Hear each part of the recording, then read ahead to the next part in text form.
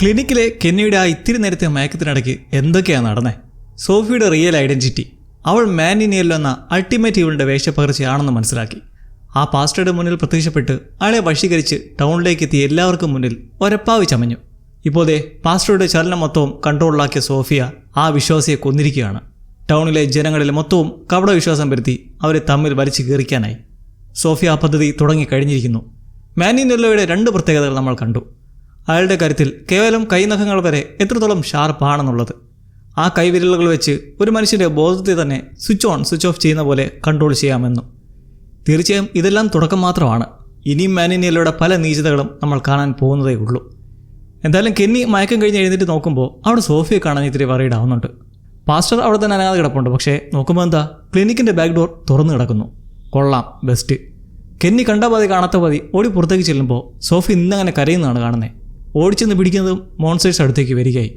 ഞൊടിയിടയിൽ അവളെ അകത്തേക്ക് കയറ്റി കഥ കടച്ച്, നിന്നോട് കാര്യങ്ങളൊക്കെ പറഞ്ഞതല്ലേ, എന്തിനാ കഥ തുറന്ന് പുറത്തേക്ക് പോയേ എന്ന് നല്ല രീതിക്ക് ചൂടാകുമ്പോൾ സോഫിയുടെ അടുത്ത പെർഫോമൻസ്.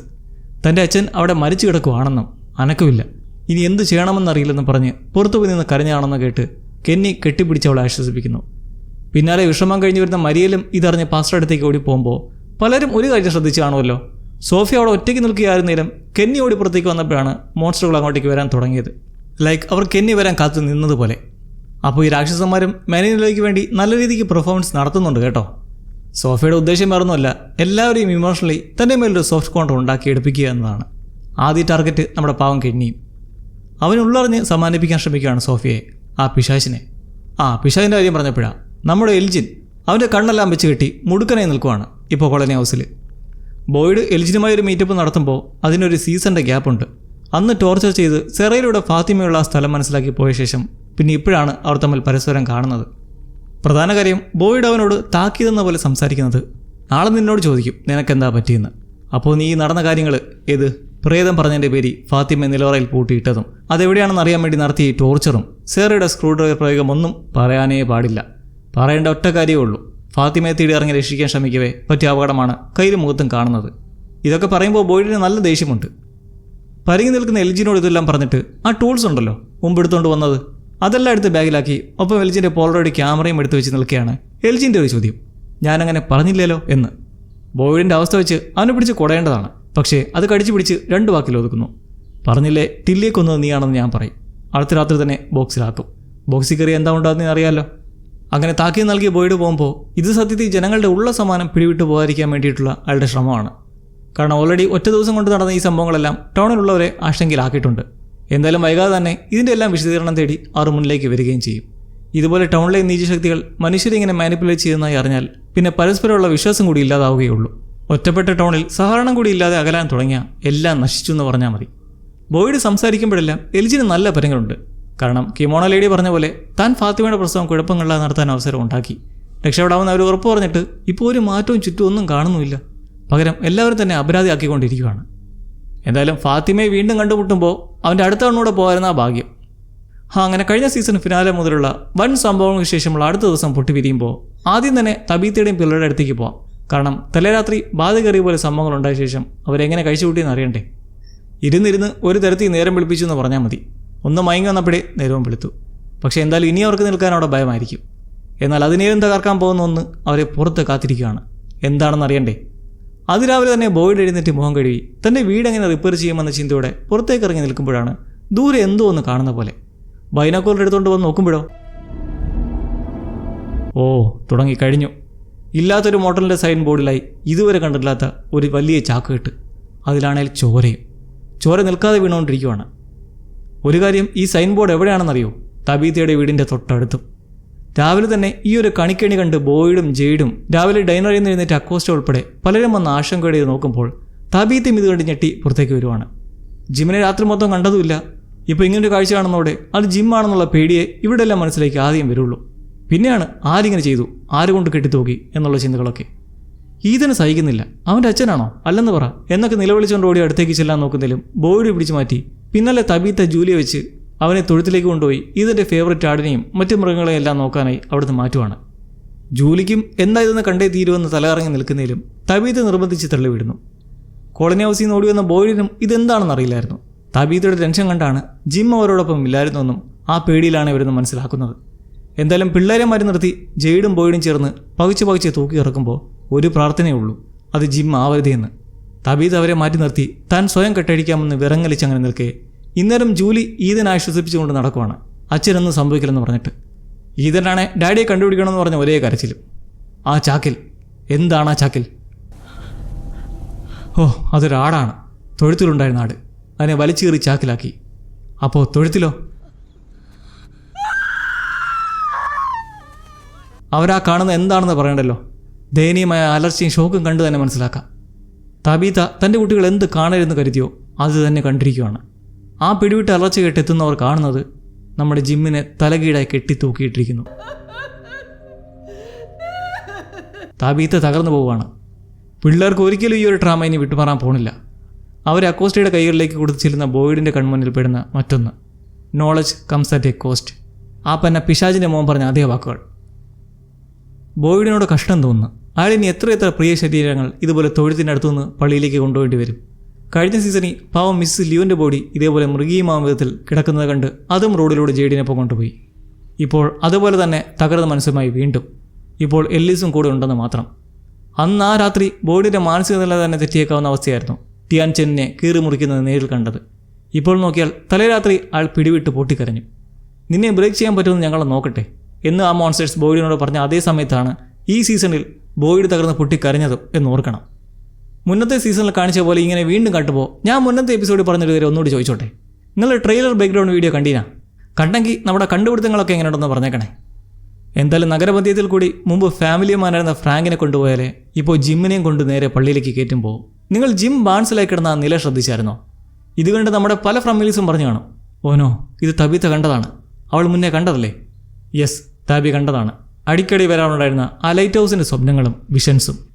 ഒന്നാം സീസണിൽ ബേസ്മെൻറ്റ് കുഴിച്ചു കഴിഞ്ഞ് മുകളിലേക്ക് കയറി വന്നപ്പോൾ കണ്ട ആ ഒരു വിഷൻ ലൈറ്റ് ഹൗസിലേക്ക് കയറി പോകുന്ന പോലെ തോന്നിയപ്പോൾ ആ ഒരു നിമിഷം അവൾ കണ്ടതാണ് ജിം ഇതുപോലെ തലകീടായി കെട്ടി തൂങ്ങിക്കിടക്കുന്നത്. ഹോ, എന്താ അല്ലേ മൈൻഡ് ബ്ലോയിങ് ഫോർഷാഡോയിങ്. ജിമ്മിൻ്റെ മരണം എങ്ങനെയാവുമെന്ന് ആദ്യ സീസണിൽ അവർ മുൻസൂചന നൽകിയിരുന്നു. ഇപ്പോൾ ഒന്ന് നോക്കിയാൽ ജിമ്മിനെ മാനിനിയിലോ കഴുത്ത് കയറി കൊന്നുകൊണ്ട് മാത്രം അവസാനിച്ചിട്ടില്ലായിരുന്നു. അയാളുടെ ഡെഡ് ബോഡി വരെ വലിച്ചു കീറിയ അവസ്ഥയിലാണുള്ളത്. കണ്ടില്ലേ, നെഞ്ചൊക്കെ പിളർന്നിരിക്കുവാണ്. ജെയ്ഡിന് ഇതെല്ലാം കണ്ട ആന്തലാണ്. ആ ഒരു വലിയ സത്യം മനസ്സിലാക്കിയതിൻ്റെ പിന്നാലെയല്ലേ ജിമ്മിൻ്റെ ഈ മരണം. പ്രധാന പ്രശ്നം ഈ നാട്ടുകാർ നടന്നതല്ല അറിഞ്ഞാൽ പറയാൻ പോവുക തബീത്തയും ജെയ്ഡും സോൾമേറ്റ്സ് ആണെന്നറിഞ്ഞ് ജിം ബോയ് സ്വയം ജീവൻ മോൺസ്റ്റേഴ്സിന് കൊടുത്തുന്നാവും. അതെന്ത് നാണക്കേടായിരിക്കും. അല്ല, ഇങ്ങനെയൊക്കെ പറഞ്ഞാലും ഇപ്പോൾ തന്നെ കുറച്ചെണ്ണം ഇറങ്ങിയിട്ടുണ്ട്. ജെയ്ഡീത്ത, ജെയ്ഡും തബീത്തയും ചേർത്തിട്ട് #ജെയ്ഡീത്ത എന്നൊക്കെ പറഞ്ഞിട്ട്. എന്താ അല്ലേ? Knowledge comes at A cost എന്നാണ് അവിടെ എഴുതിയിരുന്നത്. എന്തായിരിക്കും അവരുദ്ദേശിച്ചിട്ടുണ്ടാവുക എന്ന് നിൽക്കുന്ന ബോയ്ഡിനോട് ഇനി സത്യം പറഞ്ഞേ പറ്റൂ ജെയ്ഡിന്. അവനെല്ലാം വിശദീകരിക്കാൻ തുടങ്ങുമ്പോൾ ഇതൊന്നും അറിയാതെ കെന്നി സോഫിയുടെ മുതലക്കണ്ണീരും കണ്ടുകൊണ്ടിരിക്കുകയാണ്. അച്ഛനെ വിട്ട് മാറുന്നേയില്ല. ഹോ, എന്താ സ്നേഹം. കെന്നി അവളെ ഒന്ന് സ്വാതന്ത്ര്യപ്പിക്കാനായി ഒരു മോർണിംഗ് വാക്കിന് കൂട്ടിക്കൊണ്ട് പോകുമ്പോൾ സേറ സ്വാഭാവികമായും അവിടെ ഒരാളെങ്കിലും പറഞ്ഞിരിക്കും ജിമ്മിൻ്റെ മരണത്തിന് പിന്നിൽ ഇവളായിരിക്കുമെന്ന്. ചെയ്ത ഒരു തെറ്റ് ജീവിതകാലം മൊത്തം വേട്ടയാടുക എന്ന് പറഞ്ഞാൽ അതിൽ പരം അറിയാതെ വേറെയില്ല. മോർണിംഗ് വാക്കിനിറങ്ങിയ കെന്നിയും സോഫിയയും സേറയ്ക്കടുത്തേക്കാണെത്തി ദൂരെ ആൾ കൂടി നിൽക്കുന്നതിനെക്കുറിച്ച് തിരക്കുന്നത്. കെന്നി ജിമ്മുമായി നല്ല ക്ലോസ് ആയിരുന്നു, അറിയാലോ. അവർ രണ്ടുപേരും ചേർന്ന് തബീത്ത് ഇല്ലായിരുന്ന സമയം അവളെ തേടി പോവുകയും പരസ്പരം മനസ്സ് തുറന്ന് കുടിലിരുന്ന് സംസാരിച്ചതൊക്കെ. ഇപ്പോൾ ജിം മരിച്ചതെന്നറിയുന്നതും കെന്നിക്ക് വിഷമമുണ്ട്. പക്ഷേ അവൻ്റെ മനസ്സ് ഇത്തരം കാര്യങ്ങളൊക്കെ ഇനി പെട്ടെന്ന് തന്നെ അക്സെപ്റ്റ് ചെയ്യാനുള്ള ഒരു ത്രാണി ഉണ്ടാക്കിയെടുത്തിട്ടുണ്ട്. സ്വന്തം അച്ഛനെ അമ്മയെക്കാളും വലുത് വേറെ ആരാ അല്ലേ? ആക്സിഡൻറ്റിൽ പൊട്ടിയ കണ്ണാടിക്ക് പകരമായി എന്തെങ്കിലും ഡൈനറിലെ സ്റ്റോറേജിൽ കാണുമെന്ന് പറഞ്ഞായിരുന്നു ഇവർ ഇറങ്ങിയത്. ഇപ്പോൾ കെന്നിക്ക് ഇങ്ങനൊരു പ്രശ്നം വന്നതോടെ സേറ സോഫിയെ കൂടെ കൂട്ടി ഡൈനറിലേക്ക് പോകുന്നു. എന്താ ഒരു പൊരുത്തം, ഒരമ്മ പറ്റ മക്കളെ പോലെ. നോ ഒഫൻസ് സേറ ഫാൻസ്, വെറുക്കനെ പറഞ്ഞേ. ഈതൻ വീട്ടിൽ ഒരേ വിഷയം. അച്ഛനെ തലേരാത്രി കാണുന്നിട്ടും അമ്മ ഒന്നും ചെയ്യാതെ വെറുതെ ഇരുന്നതിലുള്ള അരിശത്തിൽ കയ്യിൽ കിട്ടുന്നതെല്ലാം എറിഞ്ഞുടയ്ക്കുവാണ്. ഇനി ഇവിടെ നിൽക്കണ്ട, എങ്ങോട്ടെങ്കിലും പോയാൽ മതി എന്ന് പാവം ആ ചെക്കൻ്റെ മനസ്സ് തന്നെ മരവിച്ചു പോയി. തബീത്ത വീണ്ടും വഴക്കിട്ടതുകൊണ്ട് പിണങ്ങിപ്പോയെന്ന ദേഷ്യത്തിൽ ഈതൻ കയറി പോകുമ്പോൾ ജൂലിക്കും മോൻ പറയുന്ന ഒന്നും കേൾക്കണ്ട. തബീത്തയെ കുറ്റപ്പെടുത്തി പോവുകയാണ്. കാരണം ജൂലി കഴിഞ്ഞ രാത്രിയിലും നല്ല വറീഡായിരുന്നു. എന്നിട്ട് പോലും തബീത്ത ഒന്നും പറയാൻ കൂട്ടാക്കാൻ നിന്നല്ലായിരുന്നു. ഈ തബീത്തയുടെ ഗതിയൊന്നും നോക്കിയേ. ജിമ്മിൻ്റെ മരണം കണ്ട് ഇനിയും അക്സെപ്റ്റ് ചെയ്യാൻ കഴിയാൻ നിൽക്കെ പിള്ളേരും കൂടി അവളെ ഒറ്റപ്പെടുത്തുകയാണ്. ഇങ്ങനെ പോയാൽ തബീത്തയുടെ സമനില തന്നെ തെറ്റിപ്പോകുന്ന ലക്ഷണമുണ്ട്. അത് പറഞ്ഞപ്പെടാ ഇതിനിടയ്ക്ക് അവിടെ വേറൊരാളുടെ സമനില തെറ്റിക്കഴിഞ്ഞു, നമ്മുടെ അക്കോസ്റ്റ. അവൾ ഈ സംഭവങ്ങളൊക്കെ കണ്ട് ഷോക്ക് വിട്ടുമാറാതെ ഡൈനറിൽ ഒറ്റയ്ക്കിരിക്കുന്ന സമയത്താണ് അവിടേക്ക് സേറയും സോഫിയയും എത്തുന്നത്. അക്കോസ്റ്റയോട് ഒന്ന് തഞ്ചത്തിൽ സംസാരിക്കാമെന്ന് പറഞ്ഞ് ചെല്ലുമ്പോൾ അവളോ എടുത്തടിച്ച മട്ടാണ്. ഞാൻ നിൻ്റെ കൂട്ടുകാരിയൊന്നും അല്ലല്ലോ ഇങ്ങനെ ചോദിക്കാൻ. സേറ പിന്നൊന്നും മിണ്ടാതെ പോകുമ്പോൾ ഈ അക്കോസ്റ്റ പിടിവിട്ട് എന്ത് ചെയ്യുന്നു? ഇനി ഇങ്ങനെ നിന്നിട്ട് ഒരു കാര്യമില്ല, വന്ന വണ്ടി കയറി തിരിച്ചു പോകുക തന്നെ, എന്തോ ആയിക്കോട്ടെ എന്ന് തുനിഞ്ഞിറങ്ങി ക്ലിനിക്കിന് മുന്നിൽ കിടക്കുന്ന ആ ആംബുലൻസിലേക്ക് കയറി വണ്ടി എടുക്കുന്നു. ശബ്ദം കേട്ട് മെഡിക്കൽ സംഘം രണ്ടുപേരും കൂടി പുറത്തേക്ക് വന്ന് വണ്ടിയിൽ നിന്ന് ഇറങ്ങാൻ പറഞ്ഞ് മരിയൽ മുന്നിൽ കയറി നിൽക്കെ ക്രിസ്റ്റി എന്ത് ചെയ്യുന്നു? നേരെ വണ്ടിയിലോട്ട് കയറി ഇരിക്കുവാണ്. ഓ പോകാൻ പോകണോ? എങ്കിൽ അപ്പോൾ നമുക്ക് ഒരുമിച്ച് പോകാം എന്ന് പറഞ്ഞിട്ട്. കാരണം അവൾക്കറിയാം അക്കോസ്റ്റയുടെ മെൻറ്റാലിറ്റി. ഒന്നാമത്തെ കാര്യം, ഇവരെല്ലാവരും മരം വീണ് ടൗണിലേക്ക് എത്തിയ ശേഷം വീണ്ടും ലൂപ്പിലകപ്പെട്ട് കുഴങ്ങിയതേ തുടർന്നാണ് ഇവിടെ സെറ്റിലാവാൻ തുടങ്ങിയത്. പക്ഷേ അക്കോസ്റ്റയുടെ കാര്യത്തിൽ അങ്ങനെയല്ലല്ലോ. അവൾ ആദ്യത്തെ പ്രാവശ്യം ടൗണിൽ എത്തിയപ്പോൾ തന്നെ രാത്രി ആയതുകൊണ്ട് മോൺസേഴ്സ് കണിയിട്ട് പിടിച്ചതല്ലായിരുന്നു. അപ്പോൾ ഇത് ലൂപ്പാണെന്നും എത്ര പുറത്തേക്ക് പോയാലും തിരികെ ടൗണിലേക്ക് തന്നെ എത്തുമെന്നും ഇവിടെ ഉള്ളവരൊക്കെ പറഞ്ഞു കേട്ട അറിവ് മാത്രമാണ്. സോ അത് അനുഭവിച്ചറിയാൻ പോകുന്ന ഒരു മൊമെൻ്റാണിത്. അക്കോസ്റ്റയുടെ തീരുമാനത്തെ എതിർക്കാതെ ക്രിസ്റ്റിയും കയറി അങ്ങനെ ആംബുലൻസ് അവിടുന്ന് പായുമ്പോൾ മറ്റൊരിടത്ത് ജൂലി ആ ഷോക്കിൽ അങ്ങനെ ഇരിക്കുവാണ്. അവളുടെ മനസ്സിലൂടെ പല പല ചിന്തകൾ കടന്നു പോകുന്നുണ്ട്. ഈതനെ ഒന്ന് വിളിച്ചിട്ട് അവൻ മയക്കമാണെന്ന് കണ്ട് അവൾ ആ കഥക് തുറന്ന് ഇറങ്ങുമ്പോൾ രണ്ട് കാര്യം: കോരിത്തെരിപ്പിക്കുന്ന ഒരു ടൈം ട്രാവൽ രംഗം നമ്മൾ അധികം വൈകാതെ കാണും. 2, ഈതൻ ഉണർന്നു തന്നെ കിടക്കുവാണ്. ആരുടെയും ആശ്വാസത്തിൽ തീർക്കാൻ കഴിയാത്തത്ര തൂക്കം ആ ഇളം മനസ്സിലുണ്ട്. താഴേക്കിറങ്ങുമ്പോൾ ജൂലി കാണുന്നത് അവിടെ ഡോണ നിന്ന് ഓരോന്ന് ചെയ്യുന്നതാണ്. മുന്നേ ജിമ്മിൻ്റെ മരണം പറഞ്ഞോടെ താൻ ചാക്കാല വീട്ടിൽ പോയി എന്തൊരു സഹായം ചെയ്യാമെന്ന് ബോഡിനെ അറിയിച്ചങ്ങനെ വന്നതാണ്. അയൽക്കാരല്ലേ, ഒരാവശ്യ സമയത്ത് ഇങ്ങനെയൊക്കെയല്ലേ വേണ്ടേ. ജൂലി അമ്മയെ തിരക്കുമ്പോൾ പുറത്തെങ്ങോട്ടോ പോയതാണെന്ന് അറിയുന്നു. താനും പുറത്തേക്ക് പോകാണെന്നും മുകളിൽ ഈതനുണ്ടെന്നും ജൂലി അറിയിക്കുന്ന കേട്ട് ഡോണ ആദ്യമേ ഒറ്റയ്ക്ക് വിടാൻ തയ്യാറാവുന്നില്ല. പിന്നെ ഒറ്റയ്ക്ക് പോയി ആരും കാണാതെ ഒന്ന് പൊട്ടിക്കറിഞ്ഞ സങ്കടം മനസ്സിൽ ഒതുക്കാതെ തീർക്കട്ടെ എന്ന് കരുതി പോയിട്ട് വരാൻ പറയുന്നു. എന്തേലും നിനക്ക് ആവശ്യമുണ്ടേ എന്നോട് പറയണമെന്ന് ധൈര്യം കൊടുത്തിട്ട്. തബീത്ത പോയത് വേറെ എവിടേക്കുമല്ല, ആ കളപ്പുരയിലേക്കാണ്. അറിവിന് വില നൽകേണ്ടി വരും. സങ്കടവും ദേഷ്യവും എല്ലാം കഴിച്ചു പിടിച്ച് അത് തേച്ച് കഴുകി കളയാൻ ശ്രമിക്കുകയാണ് തബീത്ത. കാരണം ഇത് തന്നെ അറിയിക്കാൻ വേണ്ടി എഴുതിയിട്ടുള്ളതാണെന്ന് അവൾക്ക് വ്യക്തമായി അറിയാം. അങ്ങനെ ഭ്രാന്തമായി നിൽക്കുകയാണ് ജെയ്ഡ് അവിടേക്ക് എത്തുന്നത്. അവൻ ഇതിനോടകം തന്നെ ആ നോളജ് ബോയ്ഡിനെയും എലിസിനെയും അറിയിച്ചു കഴിഞ്ഞു. ബോട്ടിൽ ട്രീയെക്കുറിച്ചും അതിൽ നിന്ന് കണ്ടെത്തിയ മ്യൂസിക്കൽ നോട്ട്സ്, അത് മരത്തിന് ചുവട്ടിൽ പോയി നിന്ന് വായിച്ചപ്പോൾ വന്ന പ്രേത കുട്ടികൾ, അവർ പറഞ്ഞ ആങ്കൂയി എന്ന വാക്കിലൂടെ സബ് കോൺഷ്യസിൽ മൂടപ്പെട്ടിരുന്ന ഓർമ്മകൾ അൺലോക്ക് ആയത്. ഇതെല്ലാം പറയുമ്പോൾ ആ ഓർത്തെടുത്തതാണ് നോളജ്. അതിൻ്റെ വിലയാണ് ജിമ്മിൻ്റെ ജീവനെന്ന് ബോയ്ഡും എല്ലിസും തിരിച്ചറിയുകയാണ്. ഇതെല്ലാം കേട്ട ആരും വിശ്വസിക്കാതെ ആണെങ്കിലും ഇപ്പോൾ ഇവിടെ ഈ ഒരു ടൈമിൽ ഇങ്ങനെ നിൽക്കുമ്പോൾ അതാരായാലും വിശ്വസിച്ച് പോവും. ടാബിയും ജെയ്ഡും പുനർജന്മങ്ങളാണ്. വർഷങ്ങളായി കുട്ടികളെ രക്ഷിക്കാൻ എത്തിപ്പെട്ടുകൊണ്ടിരിക്കുന്നവർ. പക്ഷേ മരിച്ചു കഴിഞ്ഞ കുട്ടികളെ എങ്ങനെയാണ് രക്ഷിക്കുക? അതിനെന്താണ് മാർഗം എന്ന് നിൽക്കുകയാണ് ബോയ്ഡ്. ജെയ്ഡ് അതിന് ഇനിയും ഉത്തരം കണ്ടെത്തിയിട്ടില്ല. He have to work hard. ഇവിടെ നമ്മുടെ ജെയ്ഡിൻ്റെ കുറേ ഫൈൻഡിങ്സ് ഭിത്തിയിലായി കാണാം. ഒന്ന് നോക്കട്ടെ അയാൾ എന്തൊക്കെ കണ്ടുപിടിച്ചു എന്ന്. താനും തബീത്തയും ആ ഒരു ആക്സിഡൻറ്റിലൂടെ ഇവിടേക്ക് എത്തിയ സാഹചര്യം, അതിനെന്തെങ്കിലും പ്രത്യേകതയുണ്ടോ എന്ന് ക്വസ്റ്റ്യൻ മാർക്ക്. തീർച്ചയായും ഉണ്ടെന്ന് വിക്ടറിനറിയാം. കുറേ വർഷങ്ങൾക്ക് മുമ്പും ഇങ്ങനൊരു കാർ ക്രാഷ് ഉണ്ടായതായി വിക്ടറിൻ്റെ ഒരു ഡ്രോയിങ് വരെയുണ്ട്. വിക്ടറിൻ്റെ അമ്മ മിറാണ്ട മരിക്കുന്നത് 1981 ഏതോ സമയത്താണ്. അതും ബോട്ടിൽ ട്രീക്ക് അടുത്ത് വെച്ചിട്ടുള്ള മോൺസ്റ്റർ ആക്രമണത്തിൽ. എന്നാൽ എലോയിസ് എങ്ങനെ മരിച്ചുവെന്ന് ഇപ്പോഴും ഒരു ചോദ്യചിഹ്നമാണ്, ഒരു വലിയ ക്വസ്റ്റ്യൻ മാർക്ക്. അതുപോലെ തന്നെ ബോട്ടിൽ ട്രീ മിറാണ്ട വരും മുന്നേ ഉള്ളതാണെന്ന് ഡൗട്ടുണ്ട്. അത് കറക്റ്റാണ്. കാരണം ആ ബോട്ടിൽ ട്രീയുടെ പെയിൻറ്റിങ്സ് അവൾ വരും മുന്നേ തന്നെ വരച്ചത് ഹെൻറിയുടെ വീടിൻ്റെ ബേസ്മെൻറ്റിൽ ഇപ്പോഴും ഉണ്ട്. പിന്നെ റിയലായി ഉണ്ടാക്കിയ 2 ബോട്ടിൽ ട്രീകളും. ജെയ്ഡ് അവിടെയുള്ള കെട്ടിടങ്ങളുടെ കാലപ്പഴക്കം വെച്ച് ചില കാര്യങ്ങൾ ഊഹിക്കുന്നുണ്ട് കേട്ടോ. ടൗണിന് പുറത്തുള്ള സെറ്റിൽമെൻ്റ് ഇല്ലേ, ആ കുടിലുകൾ, അത് 19-ാം നൂറ്റാണ്ടിൻ്റെ തുടക്കത്തിലുള്ളതായിരിക്കാം. തൊഴുത്തും കോളനി ഹൗസും ഒക്കെ നിർമ്മാണത്തിൻ്റെ അടിസ്ഥാനത്തിൽ 1861-65 ടൈമിലുള്ളതാണെന്ന് ഊഹിക്കുമ്പോൾ സിവിൽ വാർ നടന്ന ഒരു സമയം കൂടിയാണത്. മുന്നേ ജെയ്ഡിൻ്റെ വിഷനിൽ കണ്ട ഒറ്റക്കണ്ണനും സിവിൽ വാർ സമയത്തുള്ള പോലെ ഡ്രസ്സാണ് ധരിച്ചിരുന്നത്. പിന്നെ ഒരു പട്ടാളക്കാരൻ്റെ വിഷനും ഉണ്ടല്ലോ. ശേഷം 950 കഴിഞ്ഞുള്ള കാലഘട്ടങ്ങളിലായിരിക്കാം വീടുകളും ക്ലിനിക്കും ഡൈനർ മോട്ടൽ മുതലായവ വന്നിട്ടുണ്ടാവുക എന്നും പുള്ളി ചിന്തിക്കുന്നുണ്ട്. പക്ഷേ ഈ മോട്ടൽ അപ്രത്യക്ഷമാകത്തക്ക എന്തായിരിക്കും ഇവിടെ നടന്നിട്ടുണ്ടാവുക? സംഭവങ്ങളെല്ലാം ഇവിടെ വരെ എത്തി നിൽക്കുമ്പോൾ ഇനി ഇതിന് തുടർച്ചയുണ്ടോ എന്നാണ് അടുത്ത ചോദ്യം. മറ്റൊരു ജെയ്ഡും തബീത്തയും പുനർജനിച്ച് വരുമോ എന്ന് അത് നമുക്ക് കണ്ടറിയാം. എല്ലാത്തിൻ്റെയും തുടക്കം, ഇമ്മോർട്ടാലിറ്റിക്ക് വേണ്ടിയുള്ള ഡീൽ വിത്ത് ദ ഡെവിൾ ഏതു കാലത്താണെന്നത് ഇപ്പോഴും അജ്ഞാതമാണ്. Anyway, good job jade. അവൻ ഭ്രാന്ത് പിടിച്ച് കടന്ന് കുറേ കാര്യങ്ങൾ കണ്ടെത്തിയിട്ടുണ്ട്. ഈ ഒരു കോൺവെർസേഷന് ശേഷമാണ് ജെയ്ഡ് കളപ്പുരയിലേക്ക് വരുന്നത്. ആ ലഭിച്ച നോളജിൻ്റെ കോസ്റ്റ് ജിമ്മാണെന്നറിഞ്ഞതും ബോയ്ഡിൻ്റെ മനസ്സിൽ വന്നത് സേറ പറഞ്ഞൊരു കാര്യമാണ്. നമ്മൾ രഹസ്യം കണ്ടുപിടിക്കാൻ അങ്ങോട്ടേക്ക് തള്ളിയാൽ അവർ തിരിച്ച് ഇരട്ടി ശക്തിയോടെ ഇങ്ങോട്ടേക്ക് തള്ളൂ. അങ്ങനെ ഒരു തിയറി സേറയ്ക്ക് അവരുടെ സഹോദരൻ പറഞ്ഞു കൊടുത്തിട്ടുണ്ട്. ഇപ്പോൾ നടന്നതും ഇതാണെന്ന് ബോയ്ഡിന് തിരിച്ചറിവുണ്ടാവുകയാണ്. ജെയ്ഡ് വന്നിട്ട് തബീത്തയോട് ഇപ്പോൾ എല്ലാം വിശ്വാസമായില്ലേ? സേറയുടെ മനസ്സിൽ തോന്നിച്ച പോലെ ഒരു കളിപ്പീരല്ല, ഇത് സത്യമാണെന്നും നമ്മളതിൻ്റെ പിന്നിൽ രക്ഷപ്പെടാനുള്ള വഴി കണ്ടെത്തിയേ പറ്റുമെന്ന് നിൽക്കുന്നു. തബീത്തയുടെ മക്കൾക്ക് വേണ്ടി ഇത് ചെയ്തേ പറ്റുമെന്ന് സിറ്റുവേഷൻ മനസ്സിലാക്കാതെ സംസാരിക്കുകയാണ്. സിറ്റുവേഷൻ എന്താ? സ്വന്തം ഭർത്താവിനെ കീറി മുറിച്ച നിലയിൽ കണ്ട ഷോക്ക് ഇനിയും വിട്ടുമാറിയിട്ടില്ല. അങ്ങനത്തെ ഒരു അവസ്ഥയിൽ നിൽക്കുമ്പോൾ ഇതുകൂടി കേട്ടാലോ, ആരായാലും വായി വരുന്ന തെറിയെല്ലാം പറഞ്ഞ് പോയി ചാവടാന്ന് പറഞ്ഞു പോകും. ഇവിടെ തബീത്തയും അങ്ങനെ തന്നെ ചെയ്തു. ജിമ്മിന് പറയാൻ ചാവേണ്ടത് നീ ആയിരുന്നെന്നും പറഞ്ഞ് തകർന്നിറങ്ങി പോകുന്നു. നമ്മുടെ ജൂലി വീട്ടിൽ നിന്ന് ഇറങ്ങി എത്തുന്നത് റാണ്ടലിനടുത്തേക്കാണ്. അവൻ ജിം മരിച്ച കാര്യമൊന്നും അറിഞ്ഞിട്ടില്ല. ജൂലിയോട് കർക്കശമായി സംസാരിക്കുന്നതും അവൾ അച്ഛൻ്റെ കാര്യം പറയുന്നു. റാണ്ടലിന് ഇത് കേട്ട് ഷോക്കാണ്. ഒന്നുമില്ലെങ്കിലും അവരെ മൊത്തം ചില പദ്ധതികളൊക്കെ ജിം തയ്യാറാക്കിയത് വഴി കുറച്ചടുത്തായിരുന്നില്ലേ. ജൂലിക്ക് തൻ്റെ അച്ഛനെ രക്ഷിക്കണം, മുന്നേ പോയ റൂയിൻസിലേക്ക് പോകണമെന്നും കൂടി വരണമെന്നും പറഞ്ഞ് പോകുന്നു. പിന്നാലെ റാണ്ടലും. ഈ സീനിന് ശേഷമാണ് അക്കോസ്റ്റ എത്തി ആംബുലൻസ് എടുത്ത് അവിടുന്ന് സ്കൂട്ടാവാൻ ശ്രമിക്കുന്നത്. ഈ വിവരം ഉടൻ തന്നെ മരിയൽ ബോയ്ഡിനെ അറിയിക്കാൻ എത്തുമ്പോൾ അവിടെ ഷെരീഫ് സ്റ്റേഷനിൽ ഇന്നേരം അയാൾ കെന്നിയുമൊത്ത് സംസാരിക്കുവാണ്. കൊന്നിട്ട് കുറിപ്പ് എഴുതി വയ്ക്കുക. മുന്നേ എങ്ങും ഇല്ലാത്തതാണെന്ന് നിൽക്കുന്ന കെന്നിയോട് ബോയ്ഡ് ജെയ്ഡിൻ്റെ കാര്യം പറയാൻ തുടങ്ങവെയാണ് മരിയലെത്തി ഇക്കാര്യം പറയുന്നത്. തത്രപ്പെട്ട് ഇറങ്ങാവെ ആംബുലൻസ് ഇതാ കടന്നു വരികയാണ്. ആദ്യത്തെ രൂപിൽ വീണ്ടും ടൗണിലേക്ക് എത്തിയിരിക്കുകയാണ്. എന്നാലും അക്കോസ്റ്റ വിടാൻ തയ്യാറല്ല. ആൾ സ്പീഡ് കുറച്ചുകൂടെ കൂട്ടി പായുന്നു.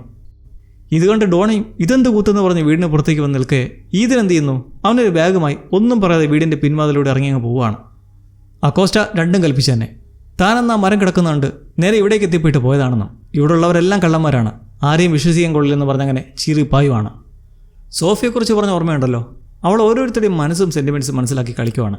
സേറയുമായി സ്റ്റോറേജ് റൂമിൽ നിന്ന് ഒരു ഇണങ്ങിയ കണ്ണാടി നോക്കിയെടുത്ത് സംസാരിക്കുന്നു. ഇവിടെ എപ്പോഴും ഇങ്ങനെ മരണം നടക്കുമോ? ഇല്ല, ബോയ്ഡ് ടാലിസ്മാൻ കണ്ടതിന് ശേഷം വലിയ കുഴപ്പമൊന്നും ഇല്ലായിരുന്നു. പക്ഷേ ഇപ്പോൾ വീണ്ടും നടക്കാൻ തുടങ്ങിയിരിക്കുകയാണ്. സോഫിയെ പേടിപ്പിക്കേണ്ടെന്ന് കരുതി സേറ സംസാരം നിർത്തുന്നെങ്കിലും അവളോട് കുടുംബത്തെക്കുറിച്ച് ചോദിക്കുവാണ്.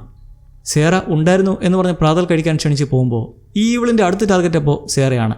അവളുമായി ഇമോഷണലി അടുക്കാൻ ശ്രമിക്കുവാണ്. ജൂലി ഒന്നും നോക്കാതെ റൂയിൻസിൻ്റെ അടുത്തേക്ക് പായുവാണ്.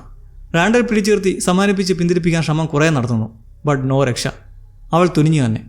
ഒരിക്കൽ അതിലൂടെ കടന്നു ചെന്നെത്തിയ സമയവും അവിടെ ചെയ്യാൻ കഴിഞ്ഞ പ്രവൃത്തിയും അവൾക്ക് നല്ല ഓർമ്മയുണ്ട്.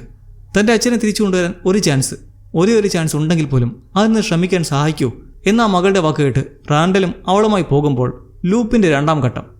വീണ്ടും തിരികെ ടൗണിലേക്ക് വരവേ ബോയ്ഡ് നിർത്താൻ റോഡിൻ്റെ നടുവിലേക്ക് കയറി നിൽക്കുവാണ്. ഇതോടെ അക്കോസ്റ്റിക്കും പരിഭ്രമം കൂടുന്നു. കാരണം വീണ്ടും തിരിച്ചെത്തിക്കൊണ്ടിരിക്കുമല്ലേ. അവൾ സ്പീഡ് കൂട്ടിപ്പായുന്നു. എല്ലാവരെയും പോലെ ഒരു കല്ല് പിടിച്ചിരിക്കാൻ ഈ ഓഫീസർക്ക് കഴിയില്ലെന്നാണ് പറയുന്നത്.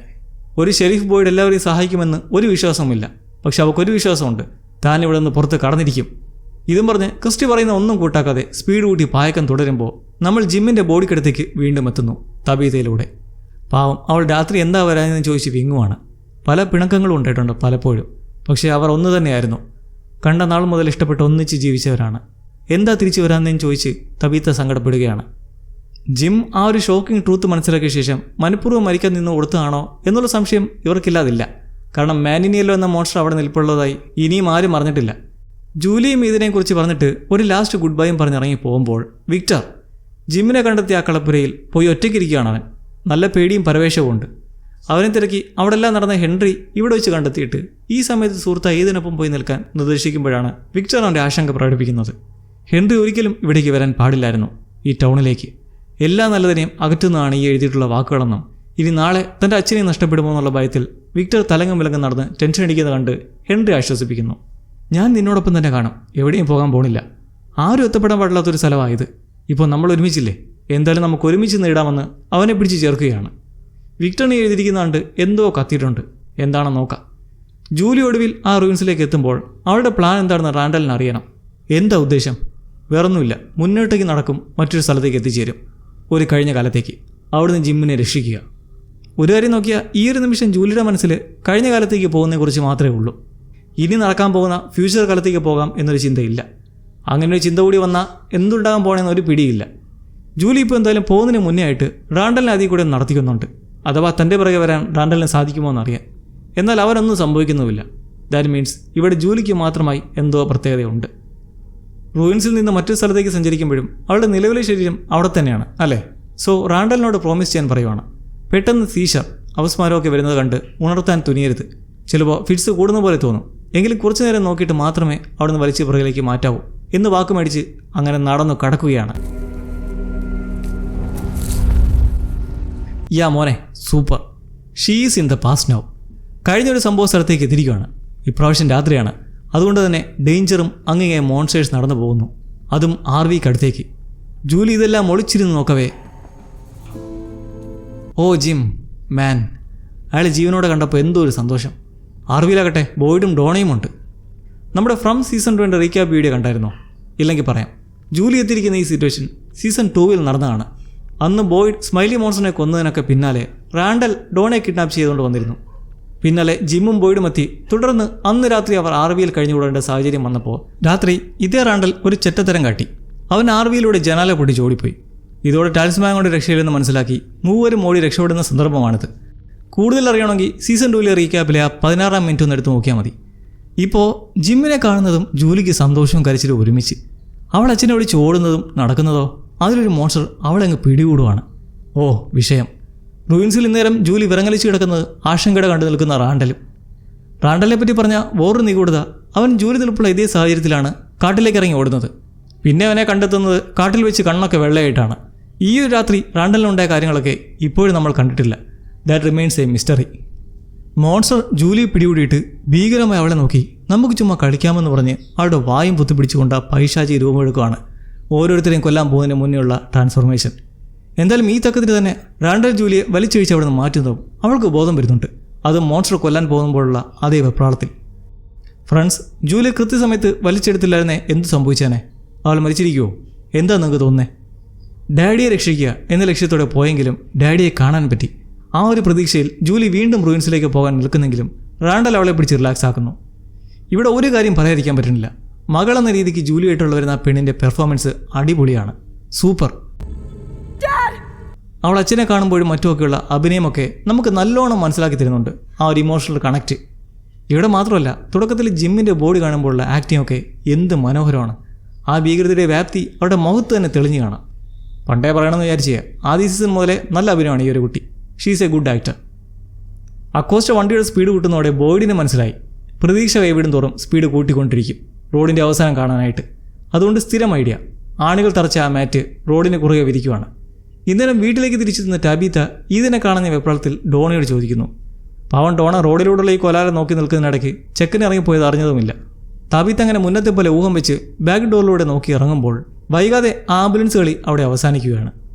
റോഡിലൂടെ വീണ്ടും കറങ്ങവേ അക്കോസ്റ്റ ഇത് നഗരമല്ല നരകമാണെന്നും ഇവിടെയുള്ള എല്ലാവരും നരകതിനെ അർഹിക്കുന്നതുകൊണ്ടാണ് ഇവിടെ വിട്ടു പോകാതിരിക്കുന്നത്, എന്നാൽ താൻ അറിയിക്കുന്നില്ലെന്നും പറഞ്ഞ് അങ്ങനെ ഒരേ സ്കോറിങ്. ക്രിസ്റ്റിയാകട്ടെ ഇതുപോലെ പല തിയറികളും പറഞ്ഞ് കുറേ പേർ ശ്രമിച്ചതാണ്. അവരാരും ഇപ്പോഴില്ല.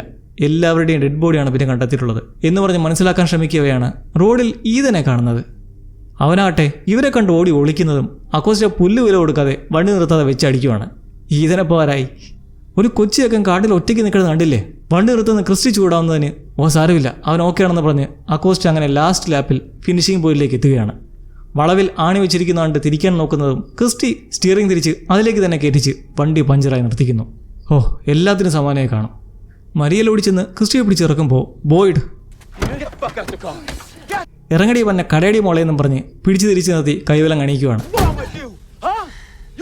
നീ കാരണം ഇപ്പോൾ ഒരു ജീവൻ കൂടി പോയെന്ന് ബോയ്ഡ് നിയന്ത്രണം വിട്ട് സംസാരിക്കുന്നത് കണ്ട് ക്രിസ്റ്റി ഒന്ന് വിളിക്കുന്നതോടെ അത് നിർത്തി അവളെ കൊണ്ട് സ്റ്റേഷനിലേക്ക് പോകുന്നു. ആകെ റണ്ണിങ് കണ്ടീഷനിലായിരുന്ന ആ ഒരു ആംബുലൻസിൻ്റെ കാര്യത്തിലും ഒരു തീരുമാനമായി. ആട്ടെ ഇതിനിടെ നമ്മൾ ഈതിനെ കണ്ടില്ലേ? അവന് കാട്ടിലെന്താ പണി? ക്രിസ്റ്റി ഇതേക്കുറിച്ച് ബോയ്ഡിനെ അറിയിക്കുമ്പോൾ അവനാകട്ടെ ആ RVക്ക് അടുത്തേക്കാണ് പോയത്. വണ്ടിയിലുണ്ടായിരുന്ന റേഡിയോയും ആൻ്റണിയും ഒക്കെ എടുത്തു വെച്ച് തിരിച്ചിറങ്ങവേ അതാ ജിം ഈതൻ്റെ കൺമുന്നിൽ. പേടിക്കണ്ട, മാനിനിയല്ലോ രൂപം മാറി വന്ന ഒന്നുമല്ല, അവൻ്റെ വിഷനാണ്. മുന്നേ പലപ്പോഴായി ബോയ്ഡിന് ഉപദേശം നൽകാൻ ഫാദർ കാട്രി വരും പോലെ, ജെയ്ഡിന് വഴി പറഞ്ഞു കൊടുക്കാൻ ബാർ അറ്റൻഡർ ടോം വരുന്ന പോലെ ഇവിടെ ജിം എത്തുകയാണ്. മൈ ഡിയർ ഫ്രണ്ട്സ്, സത്യം പറഞ്ഞാൽ ഇവിടെ ഈ ഒരു രംഗം എന്തോ അങ്ങ് വല്ലാത്ത ഇമോഷണലായിപ്പോയി. കണ്ണൊക്കെ നിറഞ്ഞു. കണ്ടു കൊതിയേരാത്ത മകനും അച്ഛനും കെട്ടിപ്പിണർന്ന് ജിം എന്തിനാ വന്നേന്ന് തിരക്കുമ്പോൾ ഈതൻ പറയുന്നു ആ റേഡിയോ വെച്ച് തോമസുമായി സംസാരിക്കാനാണ്. തൻ്റെ അച്ഛന് ആഫ്റ്റർ ലൈഫിൽ ഒരു കുഴപ്പവും വരുത്താതെ നോക്കണമെന്ന് പറയാൻ വേണ്ടിയിട്ട്, ഒറ്റയ്ക്കാക്കാതെ കൂടെ ഉണ്ടാവണമെന്ന് പറയാനായിട്ട്. പാവം അവൻ അത്രയ്ക്ക് സ്നേഹം അച്ഛനെ. അവസാനമായി ഇവർ രണ്ടുപേരും മനസ്സുറന്ന് സംസാരിച്ചതും ഇവിടെ വെച്ചായിരുന്നില്ലേ? ജിം എന്ന് പറഞ്ഞിരുന്നു സംസാരിക്കാൻ പറ്റിയ നല്ലൊരു സ്ഥലമാണിതെന്ന്. അപ്പോൾ ഇനിയും ഇങ്ങനെ ജിമ്മിനെ കാണാൻ ഈതൻ ഇവിടേക്ക് വരുമെന്ന് പ്രതീക്ഷിക്കാം. അന്ന് ആ ഒരു സമയത്ത് ഇങ്ങനെ സംസാരിക്കവെയാണ് റേഡിയോയിൽ താനെ സിഗ്നൽ വന്ന് തോമസ് സംസാരിച്ചത്. അതുവെച്ചാണ് അവൻ ഇപ്പോൾ ഈ റേഡിയോ എടുത്തിട്ടുള്ളത്. മകനോടിപ്പോൾ ജിമ്മിന് പറയാനുള്ളത് മോശം കാര്യങ്ങൾ സംഭവിക്കുമ്പോൾ എന്താ ചെയ്യണ്ടേ? കൂടുള്ളവരെ ചേർത്ത് സംരക്ഷിക്കുക. ഇപ്പോൾ അച്ഛനില്ല, ജൂലിയും അമ്മയെ സംരക്ഷിക്കണം. മുമ്പുള്ളതിനേക്കാളും അച്ഛനിപ്പോൾ കൂടുതൽ ആവശ്യമാണത്. ഈതൻ ഇതെല്ലാം കേൾക്കുമ്പോൾ തന്നെ മനസ്സിലാവുന്നുണ്ട് അച്ഛൻ തന്നോടൊപ്പം ഉണ്ടാകാൻ പോണില്ലെന്നും ഇതൊരു തോന്നലാണെന്നും. ജിം എന്നിട്ട് ഓർമ്മപ്പെടുത്തുന്ന ഒരു കാര്യം, അന്ന് RVയിൽ അപകടം പറ്റി കിടക്കവേ കണ്ട ആ സ്വപ്നം, അതിൽ കണ്ട ലേക്ക് ഓഫ് ടിയേഴ്സ്. അതെന്താ അങ്ങനെ സ്വപ്നത്തിൽ കണ്ടത്? അത് കണ്ടുപിടിക്കണം എന്നങ്ങനെ നിൽക്കുകയാണ് തബീത വിളിച്ചുകൊണ്ട് വരുന്നത്. ജിം അപ്പോഴേക്കും അപ്രത്യക്ഷനായിരുന്നു. ഇനി ഇതുപോലെ തോന്നലുകളോടെ മാത്രമേ ഈ പാവത്തിനെ കാണാൻ കഴിയുള്ളൂ എന്നൊരു സങ്കടമാണ്. ഇതുകൊണ്ടാണ് ഞാൻ തമ്പനയിൽ അങ്ങനെ ഇട്ടെ. ജിം മരിച്ചിട്ടില്ല, അദ്ദേഹം ഇങ്ങനെ വന്നുകൊണ്ടേയിരിക്കും, അറ്റ്ലീസ്റ്റ് അങ്ങനെയല്ലേ കാണാമല്ലോ. അച്ഛൻ കാണാൻ പറയത്തായതും ഈതൻ ചുറ്റും നോക്കി വിളിക്കുന്ന കേട്ടാണ് തബീത്ത എത്തുന്നത്. ജിം ഇപ്പോൾ ഇവിടെ ഉണ്ടായിരുന്നു എന്ന് ഈതൻ പറയുമ്പോൾ തബീത്ത എന്താ ചെയ്യുക? മകനെ കെട്ടിപ്പിടിക്കുകയല്ലേ. അവൻ അത്രയ്ക്കും ഡാഡിനെ മിസ് ചെയ്യുന്നുണ്ടെന്ന് കരുതി. ഇവിടെ ഒരു കാര്യം ശ്രദ്ധിച്ചോ, ജിം ഈതനോട് സംസാരിക്കുമ്പോഴൊക്കെ ഇടയ്ക്ക് ചുറ്റും നോക്കുന്നുണ്ട്. കാരണം ആ ഒരു ഭയമാണ്. മാൻ ഇൻ യെല്ലോ എന്ന മോൺസ്റ്റർ ഏത് നിമിഷവും എവിടെ നിന്ന് വേണമെങ്കിലും വരാം എന്ന ഒരു കരുതൽ. ആദ്യ സീസണിൻ്റെ തുടക്കത്തിൽ മെൻഷൻ ചെയ്ത ലേക്ക് ഓഫ് ടീയേഴ്സിന് ഇപ്പോൾ ഇമ്പോർട്ടൻസ് വന്നിരിക്കുകയാണ്. ആർവിൽ കിടക്കെ അവൻ ആ ഒരു സ്വപ്നം കണ്ട സമയത്താണോ ചിലപ്പോൾ സീഷർ വന്നത്, ജൂലി റൂയിൻസിലേക്ക് കയറുമ്പോൾ ഉണ്ടായതുപോലെ? എന്തായാലും ലേക്ക് ഓഫ് ടീയേഴ്സ് എന്ന കണ്ണീർ തടാകം മാത്രമല്ല അവൻ സ്വപ്നത്തിൽ കണ്ടത്, വിക്ടറുടെ മുറിയും കൂടാണ്. ഡ്രോയിങ്സ് ഒക്കെ വരച്ചതായുള്ള വിക്ടറുടെ ആ റൂം. അതിനർത്ഥം ഈ ലേക്ക് ഓഫ് ടീയേഴ്സിനെ കുറിച്ച് അറിയാൻ വിക്ടർ ക്രൂഷ്യൽ ആണെന്നായിരിക്കും അല്ലേ? കണ്ണീർ തടാകം എന്താണെന്ന് അറിയില്ലെങ്കിലും നമ്മൾ ഈ പ്രദേശത്തായി ഒരു തടാകം കണ്ടിട്ടുണ്ട്. ഓർമ്മയുണ്ടോ? ഫാത്തിമ ജൂലിയെ കൂട്ടിപ്പോയ അവരുടെ ഒരു രഹസ്യ മനോഹര നേരം പോക്ക് സ്ഥലം. ജൂലിയുടെ ടൈം ട്രാവൽ അഥവാ സ്റ്റോറി വാക്കിങ്ങിലൂടെ കഥ മാറ്റാൻ പറ്റില്ലെന്ന് പറഞ്ഞിരുന്നു. ഇതിപ്പോൾ രാത്രി ആയതുകൊണ്ട് മോൺസ്റ്റർ അവളെ പിടിച്ചു മാറ്റി. ഇനി പകൽ സമയത്തെ ഒരു സിറ്റുവേഷനിലാണ് ജൂലി എത്തിപ്പെടുന്നതെങ്കിൽ എന്താകെ സംഭവിക്കുക?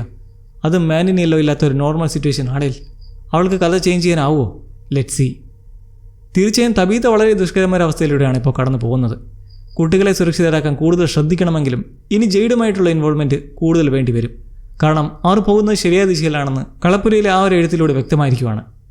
ബോയ്ഡ് ഒരിക്കൽ തകർത്ത് കളഞ്ഞ ബെല്ലറീന മ്യൂസിക് ബോക്സ്. അതിനു മുന്നേ പലപ്പോഴും ബെല്ലറീനയുടെ വിഷൻസും വന്നിട്ടുണ്ട്. ഇപ്പോൾ ഈ സ്റ്റോറേജ് സ്പേസിലായി വീണ്ടും ബെല്ലറീനയുടെ കൊച്ചു പ്രതിമയ്ക്കടുത്തായി അതും ഈവിളായ സോഫിയ വന്ന് നിൽക്കുമ്പോൾ എന്തോ ഒരു കാര്യമുണ്ടല്ലോ. ഇതിൻ്റെ എല്ലാത്തിനിടയ്ക്കായിട്ട് ഉത്തരം തരാത്ത ഒരു ചോദ്യം ബാക്കിയില്ലേ? രാത്രി തബീത്തയുടെ വീട്ടിൽ നടന്ന ആ സംഭവം എന്താണ്? കബോർഡൊക്കെ തന്നെ അടയുകയും ബുക്ക് തന്നെ പറന്നു നോക്കെ. അതിൻ്റെ റീസൺ ഇനിയും അറിയാൻ ബാക്കി വെച്ചിട്ടാണ് ഈ എപ്പിസോഡ് അവസാനിക്കുന്നത്. Shoot your reviews. അപ്പോൾ പുതിയൊരു മാജിക്കൽ എക്സ്പീരിയൻസുമായി see you soon lovelies. Take care.